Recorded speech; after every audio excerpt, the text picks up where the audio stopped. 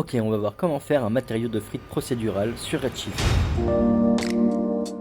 Pour commencer, on a une couleur de base qui servira juste à mettre en évidence les parties les plus cramées. La vraie couleur, elle sera gérée grâce à du Subsurface Scattering. Le Subsurface Scattering, c'est cet effet de matière qu'on retrouve sur la cire d'une bougie allumée, mais aussi dans beaucoup d'autres choses, et elle se décompose comme ça. Couleur, radius et scale. Plus le scale est élevé, moins la matière est dense et plus la lumière passe à travers. Si on a la main trop lourde, ça peut vite donner un truc gélatineux.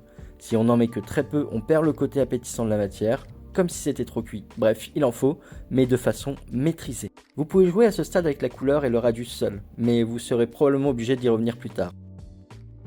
En fait, on va tout de suite aborder certaines imperfections de matière par la couleur. Pour ça, le Color Layer me permet de mixer plusieurs effets, un peu comme sur Photoshop. La logique est très souvent la même. J'utilise un bruit procédural, il en existe tout plein de différents, le premier est souvent peu contrasté et assez grand. Puis j'affine avec d'autres effets au bruit qui arrive en addition ou en soustraction, souvent plus petit. Ici la couleur générale est donc gérée par ce bruit que j'ai remappé dans un dégradé. J'assigne ainsi les couleurs que je veux aux différents niveaux de gris. Le node curvature va me permettre d'isoler les bords et aspérités de ma géométrie grossièrement. Je peux ainsi faire deux choses. 1. Les contraster et éclaircir par rapport à la couleur globale pour faire ressortir le relief de mes frites. Et 2. L'utiliser pour baisser l'influence ou weight de mon subsurface et ainsi donner des bords accidentés plus cuits par endroits. Voilà donc ce que ça donne une fois tout le mix rentré.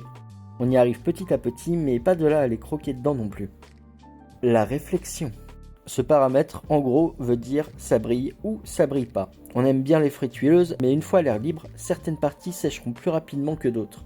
C'est ce contraste-là qu'on va aller recréer avec, encore une fois, un grand noise peu contrasté, à savoir que là où c'est blanc, ça va être complètement mat, et là où c'est noir, ça va être brillant. Un deuxième pour venir casser et donner des défauts au premier pattern. Puis un dernier